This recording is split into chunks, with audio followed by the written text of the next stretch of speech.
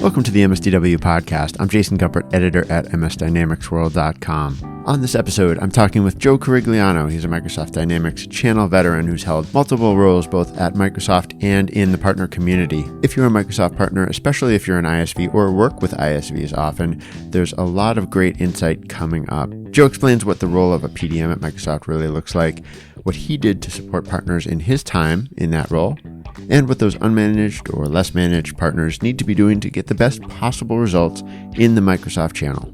We discuss the skills and practices that any vendor that sells into the Microsoft BizApp space can focus on to get the most out of their Microsoft relationship. Then we dig into the theme of the Microsoft community a little more broadly, something Joe's really passionate about and has some very candid views on in areas like the future of Microsoft's role in business application conferences. There's a lot to discuss, so let's get started. All right. Well, Joe Corigliano, welcome to the podcast. Jason Gumpert, happy to be here. You had been at Microsoft. You are now doing other things in the Microsoft channel. Can you give us just a brief update on, well, for maybe if there's people who don't know who you are, perhaps who you are and what you're doing and kind of where you came from? Jason, thank you for the context question. I like to consider myself a Dynamics 1.0 employee because I've been part of the journey of Microsoft into business applications. Even before Microsoft bought Great Plains, I managed the Great Plains and Solomon relationships with Microsoft as a vendor. Always joked with my mother when my mother's like, "When is Microsoft going to buy your company?" I'm like, "No, Mom, Microsoft doesn't do business applications. We're a partner." And I'll never forget the call on December 24th, Christmas Eve, when I was apprised of the pending sale that was announced, that was going to be announced. It was actually December 23rd. And thus Microsoft bought Great Plains. When the deal was finalized, I became a Microsoft employee and was part of the initial business applications team, which was then run by Satya in something called B Central.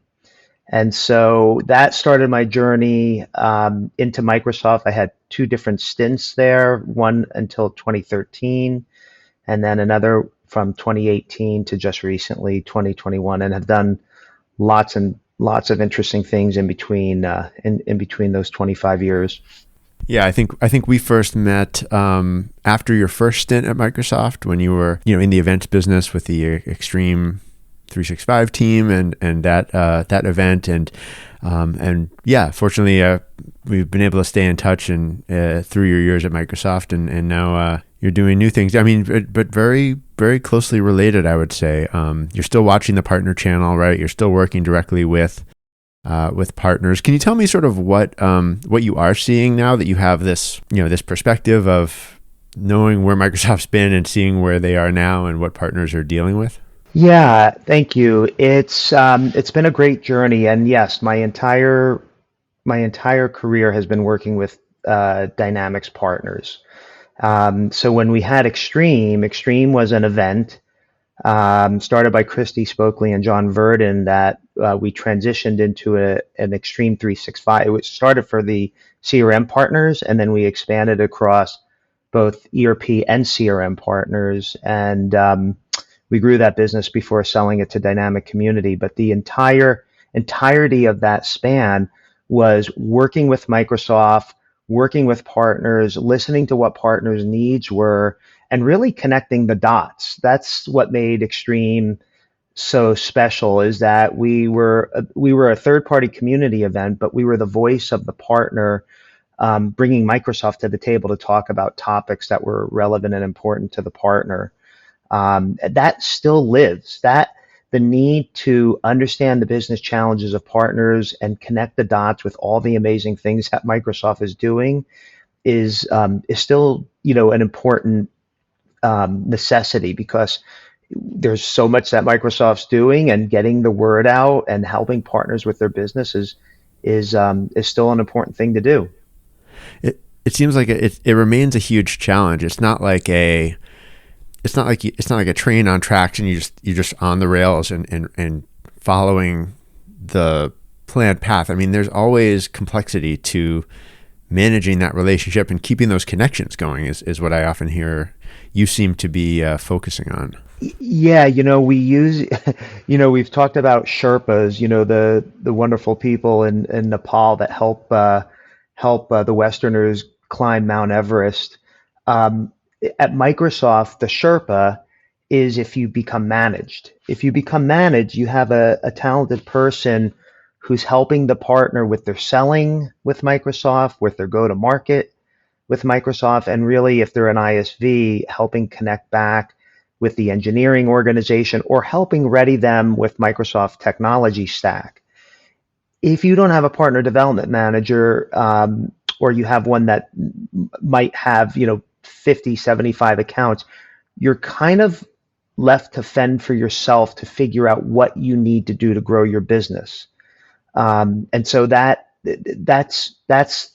an area that I'm hugely aware of and trying to do things to help support the community with connecting the dots.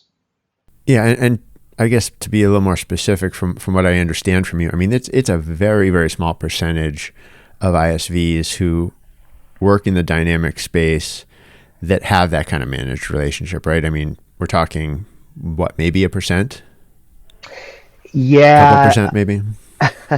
it's close. It's in the low digits of 1, 2, or 3%. I mean, I was fortunate enough to be on a global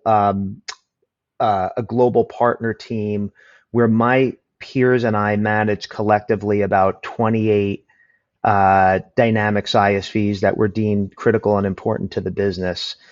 So, how many Dynamics ISVs are in the ecosystem? I mean, we both go to all the events and we see several hundred exhibitors, but there's probably over 1,000 ISVs that have solutions that tie to Dynamics that are probably part of the ISV Connect and are sharing revenue in the new revenue sharing program. So if you just do the math, it's quite a low number that actually get formally managed globally. There's ISVs that get managed perhaps in the U.S. or in other subsidiaries, but to have that global presence, yeah, it's a small number.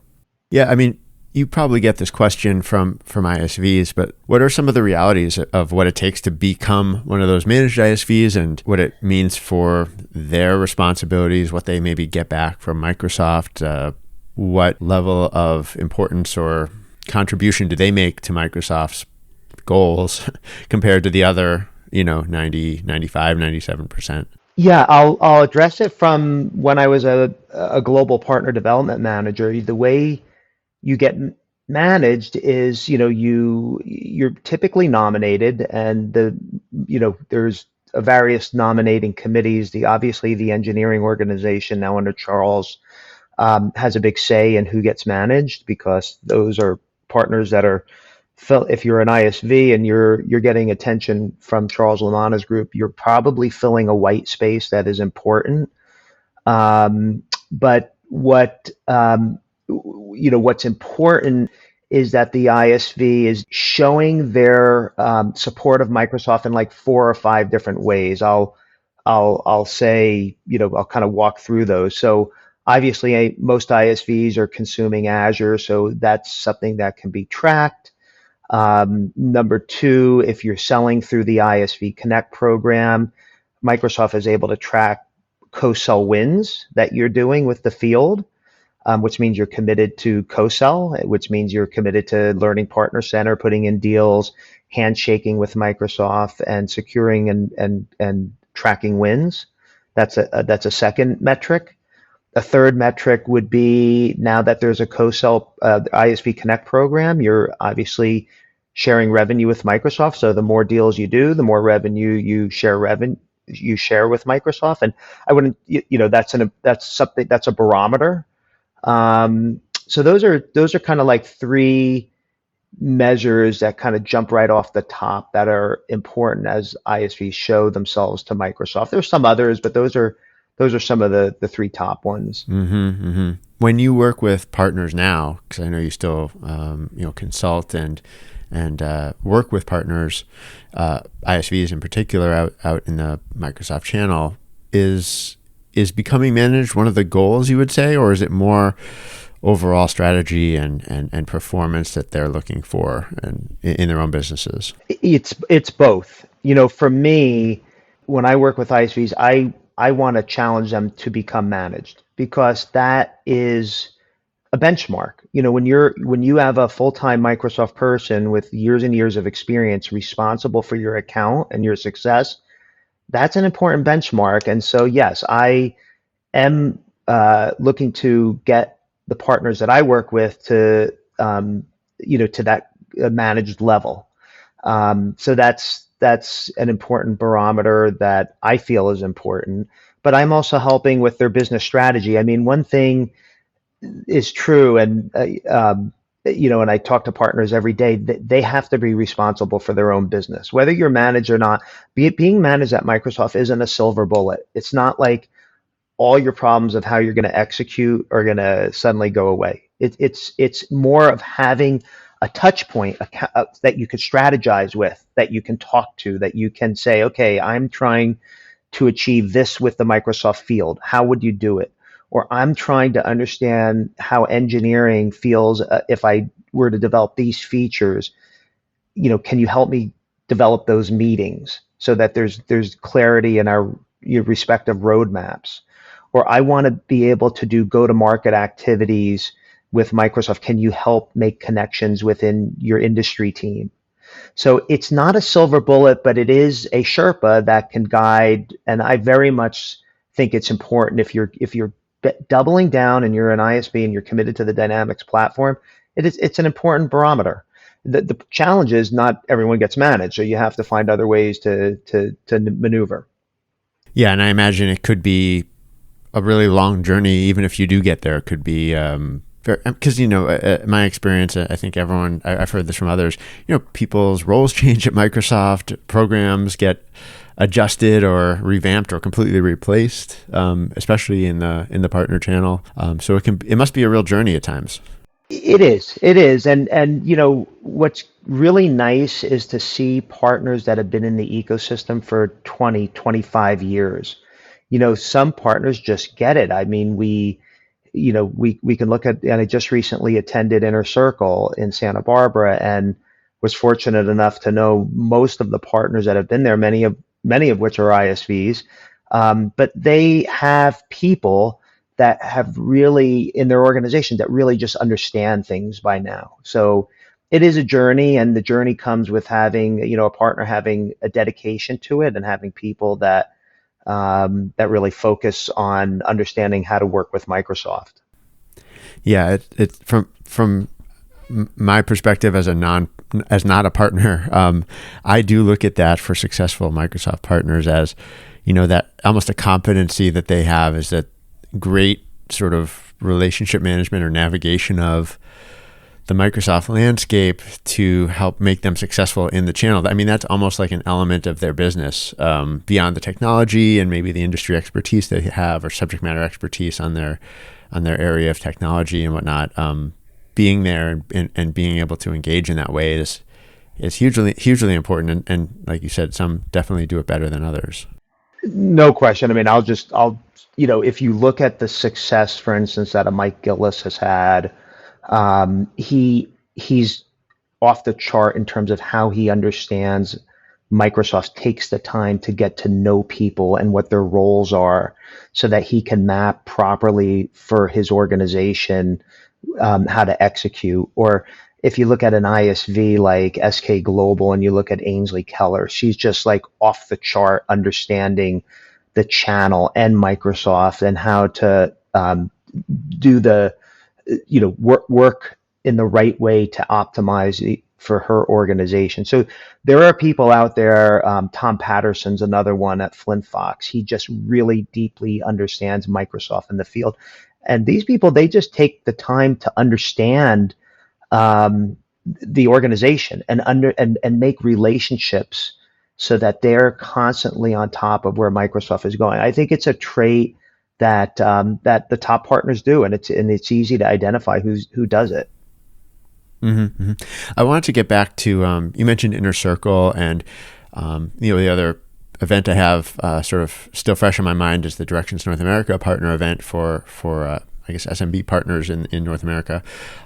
Coming out of those two events, you were in both places recently. Can you share any takeaways, either common themes you're hearing from partners or things you took away from those events? Yeah, I was fortunate enough in the last month to attend both Inner Circle and Directions, and um, they were both great events. Inner Circle, a big takeaway was the presentation that Charles Lamanna gave to kick off the event, and I'd say the new leader of Dynamics is a very focused man in getting the business to get to 10 billion. He did a presentation. If I was to give my key takeaways, he's hunkering down on the areas that are going to drive the $10 billion growth. Doubling the business in three years is essentially his goal. So he spoke about being very centered on a narrower set of products. He talked about uh, the having more spoked users that attach to Dynamics. Um, and then he talked about having Dynamics be continuing to collaborate across the Microsoft technology stack, including Teams as a way of getting there. So he has a very clear vision of how he wants to grow the business. I thought it was awesome. And yeah, it was, I think partners embraced the message that he gave. That's interesting. It seems like, yeah, like you said, clear and not certainly moving in any way too far from where the business has been going under the leadership of James Phillips before him. But also, I think that kind of guidance. I mean, to me anyway, it doesn't give a crystal clear picture for ISVs of what they should be doing to kind of stay in line with that. I think they can definitely, I don't know, you tell me what you think, but they certainly can use that guidance and apply it, think about it in the context of what they're doing. But it doesn't sound super concrete to me. Well, yeah, everything I gave you is how Microsoft is going to grow business applications by double. That does not. You're absolutely right, Jason. If you're an ISV, you have to know how your IP fits into their stack and whether it's white space and it's complementary white space. Is it something that's going to drive ERP sales, or is it more complementary? I'll just give an example. I'm helping support a company called Binary Stream, and Binary Stream just recently licensed their subscription management suite to Microsoft. It got folded into the April 2022 release, and is now part of the F&O stack. Um, Subscription management is pulling ERP sales today. So, Binary Streams is in a fortunate position to have that really deep domain knowledge that they're going to build off of. So they're going to build advanced subscription management functionality on top of what they've just licensed to Microsoft, which is a great strategy. Other ISVs have done it in other areas. And so they're key to the ecosystem because they have the domain expertise and this emerging what is being referred to as the subscription economy. Companies that are looking to bill their products monthly and services monthly is going across every industry. So in that case, that ISV has kind of a really important place in the ecosystem, and challenges are different for other ISVs that are maybe have a narrower set of solutions that they're trying to tie in, but it's all contextual. Mm-hmm. Yeah, I mean, the other one that jumps out to me that the approach that the other approach that seems to be almost the best where you see a lot of companies having success, I would say, is when they have taken industry focus on their IP and they've invested heavily in that. I mean, it's one of those things that's easier said than done.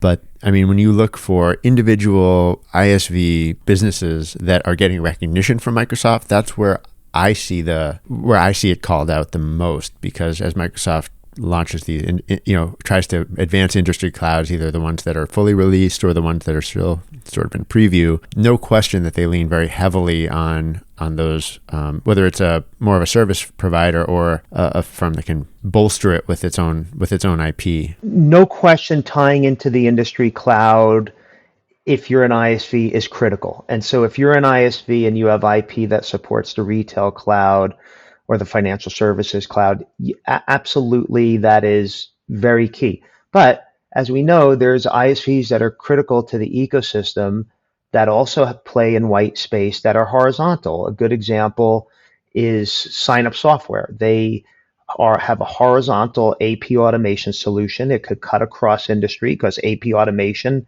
happens in every industry. And so, are they less relevant in the industry cloud? You could argue they're relevant to all the industry clouds because Microsoft isn't doing AP automation, and AP automation is one way to get value out of your ERP system.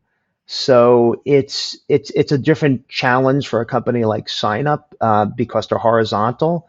But your Uber point of, if you have IP that supports one of the industry clouds and it is white space, you're absolutely you're in a good position because Microsoft will work with you to make you part of that industry cloud message. I want to sort of move on to some community themes because I was at Directions North America too, not in Inner Circle, but one of the things I came away from that event with, which is a completely partner focused event, which I think there's a real need for, where partners can sort of discuss the things that they care about, and not focus on sort of tending to their clients.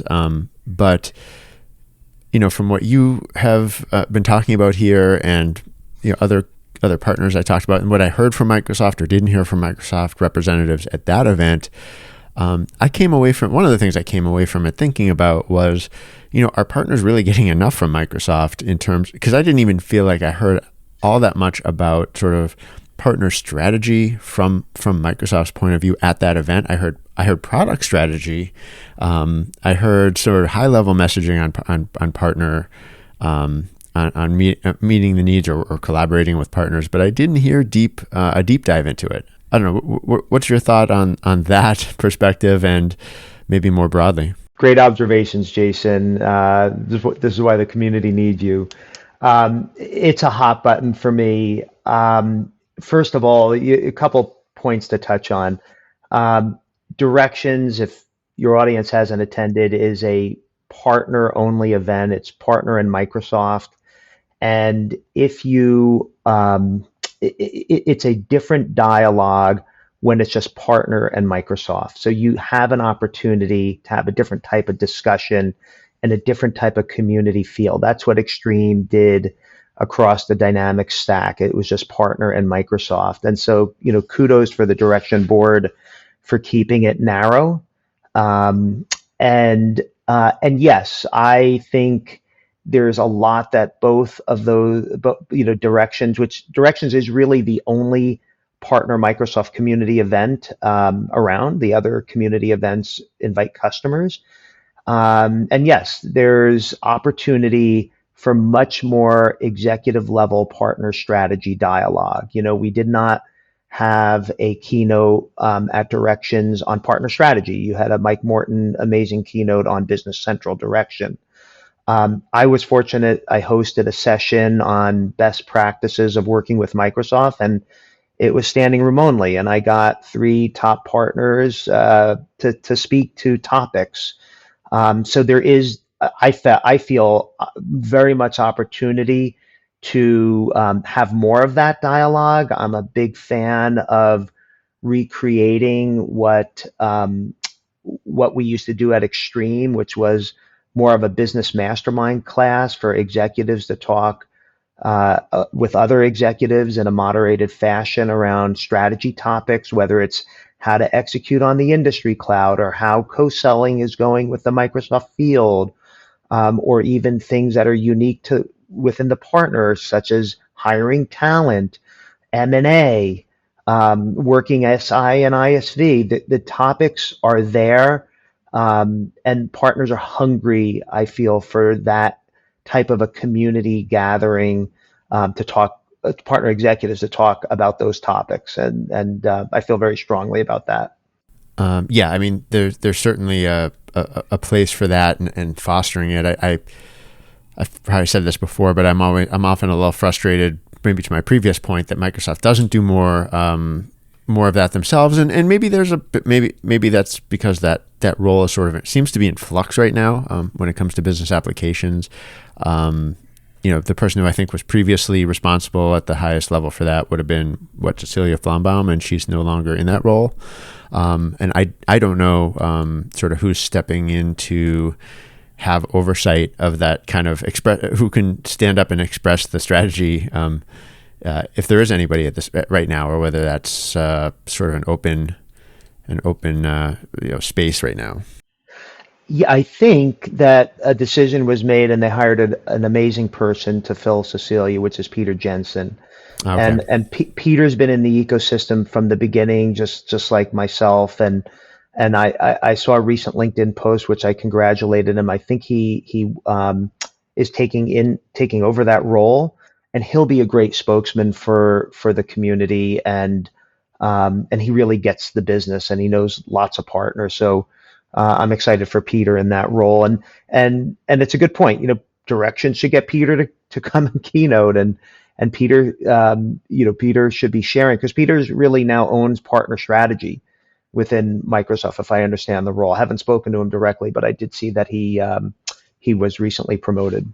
Okay. Yeah. And he had come from, he had responsibility over, was it F&O partner focused role before that, I think. Yeah, he had been working for Cecilia, and he had I think he's had various roles, but I could tell you personally, Peter spoke at Extreme at the Executive Exchange. He was Mm-hmm. always a trusted person to come and share where Microsoft is going on various topics. So he's definitely going to be welcomed into the community, and I certainly have my eyes to help with some of the ideas that I have. Yeah. Yeah. Yeah. I think there's so much more that can be done, in the event experience, or the event opportunities, that are sort of out there for the future. I think as people are sort of starting to wake up to that, and maybe getting a little tired of some of the past virtual experiences. It's sort of a time when Microsoft, you're starting to see them come out to events, but they're not actually sort of taking ownership of events.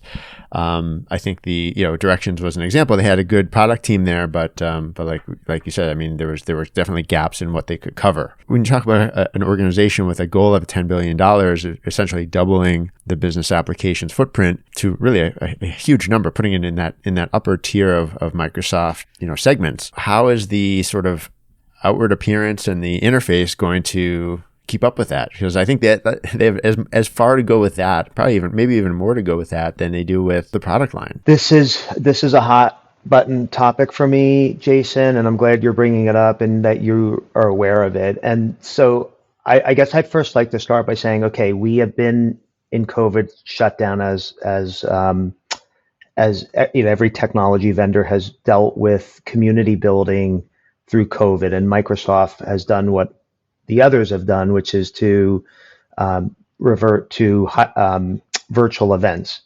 Well, now that we're coming out of COVID, I think there is an opportunity to build community through live events, and specifically within Dynamics. I like to look at what Salesforce has done with Dreamforce. You have over 100,000 people at Dreamforce at its peak coming to San Francisco, staying, and they've created such a fervor around it that people tattoo Salesforce on their body, and they're raving fans. That is the type of community building that I'd love to see Microsoft get to with Business Application Summit. We used to do this with Convergence, and when the Convergence brand was killed, we moved to the Business Application Summit. I haven't heard anything about the newest Business Application Summit. So I think we're all waiting to see, is it going to be hybrid? Is it going to be live? Then what type of energy will they bring to it? But Microsoft definitely needs a first party event to build community. No question about it. And I really hope that they double down on it. Here's the great thing. The leaders at Microsoft get it. You talk to Alyssa Taylor, Toby Bowers, Charles, what Charles has done with the Power Platform community, Heather, they get the importance of community. It's just unlocking the Microsoft engine to really double down and create that buzz that's very unique for business applications. I think that's what the challenge is. And I know there's passionate people that care about that. Mm-hmm.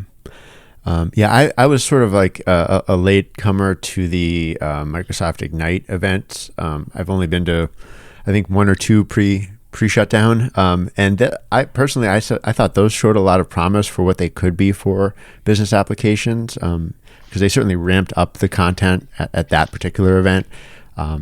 And just as one idea, if Business Application Summit is not it, then creating a bigger wing on something like Ignite, I think could just be the answer. But there's such a large sort of community that needs to be served better. And like you said, it's good to know that you think also that there's people inside the company that will do it. And I suspect as well, the reason they're sending people to external events is because Microsoft's, not yet running those self-run events. And, I think this is a whole other topic, but I think they'll likely keep those events hybrid, because the value of, with a Build or an Ignite, a couple 100,000 people registering versus 30,000. I mean, how do you shut off that spigot? I just don't think you can. Broader corporate, perspective, but at the same time, can you bring it back with more of the emphasis on those areas that you want to build out? I think you hit on a lot of good points, Jason. I think Ignite is an opportunity to build that fervor. And I appreciate the challenges that Microsoft has here. Do you build on Ignite and create that business application fervor there, or do you have your own event, or both? I don't know if there's a right or wrong to it. What I can say is that we definitely need a big first-party biz app only event to build community, and to get the partners there, to get key customers there, and to get prospects there. That's what we lost when we had Convergence. Convergence was a closing event. You talk to every partner, they love Convergence because it was a closing event. But if you build a business application summit and you create some more of the buzz, and then you do some of this partner only dialogue. What we used to do years back is the first day of Convergence was partner only. And so Microsoft had a chance to share partner messaging directly to partners, and then the customers came in the next day. That's one way to do it. But I will say, the leaders at Microsoft, like Toby, they get these issues, and they also get the value of third-party events. I've always been impressed with Toby because he recognizes that the community happens not only with Microsoft first-party events, but with third-party events. So I do think there's solid leadership in there to help bring this to fruition. Great topics. I mean, these are things that we'll continue to watch, and I look forward to chatting with you about some of these things over time. And I know as you've mentioned, you have some really interesting plans for the future. I think you've really summed up some of the challenges that you're going to be working on with the partner channel. So I look forward to seeing what's next with you as well. Thank you, Jason. Love what you do for the community and the ecosystem, and it's critical. Like you and your team is a source of intelligence and information, and so vice versa, right back at you. This has been another episode of the MSDW podcast. My thanks once again to Joe for being here. I'll put Joe's LinkedIn information in the show notes. And to reach me, you can send an email, jgumpert@msdynamicsworld.com. And for all of our updates, please do follow us on LinkedIn and on Twitter. Until next time, this is MS Dynamics World, signing off.